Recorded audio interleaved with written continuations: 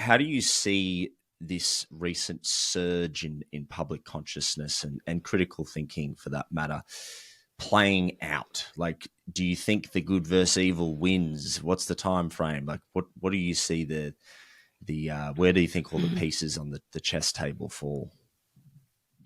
Yeah, I mean, I would say right now we're at a fever pitch because so many people are awake. I mean, you can even see this in the top shows that are on Spotify right now. It's like me, Tucker Carlson, Joe Rogan, people that have stepped outside and gone independent. And so what that does is it really threatens the establishment. And so what we're also seeing at the same time, and why people are like, it's never been worse, is they're growing increasingly radical in their language. They don't really know how to get this genie back in the bottle. And to tell you the truth, it's never going to go back into the bottle, right? So they're becoming more aggressive and becoming more sinister in how they're trying to control speech and how they're trying to control minds and laws they're trying to get passed to penalize people for thinking. And so I think for me, I am an eternal optimist. So I always say to people, when you see that, rather than being so fearful when they're like calling for like disinformation police, whatever it is, know that that represents the last squeals of a dying animal, right? Like a Very good dying analogy. animal thrashes the hardest, right? And so I'm very much encouraged by their squeals and their thrashes. Yeah, I could see it. It comes through the screen whenever I watch your stuff. It's good.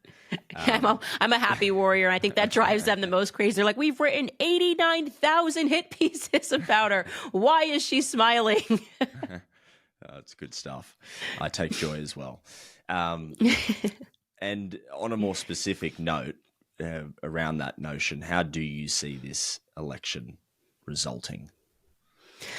Listen, I've taken myself out of the political prognostication game because I am one of the true believers in the fact that our election was rigged in 2020. I've said it from the very beginning, and I will never back down from that.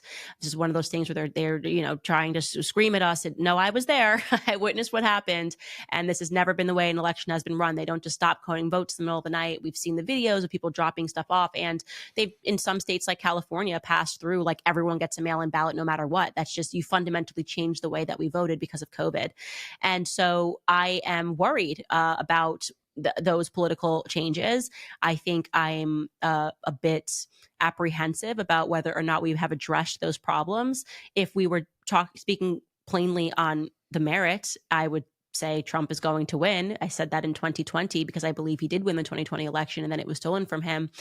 But we are dealing with people that will stop at nothing for power. So I kind of sit back, pray, hope for the best, and know that in the end, I really do believe that it's in God's hands. And I do have the faith that in the end, no matter what, goodness wins. Yeah, I concur. I have the same faith, which is all we can really hang on to.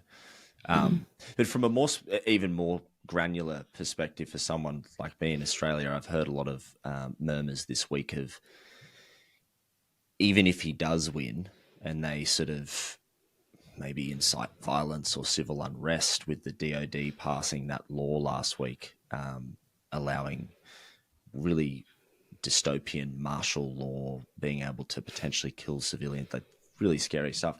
Is there a route where they can actually not certify his win? Is that even possible? Because I've heard a lot of that lately. Like I said, everything is possible. For Biden to have become president, person who's maybe legally brain dead, he can't even read off of a teleprompter, right?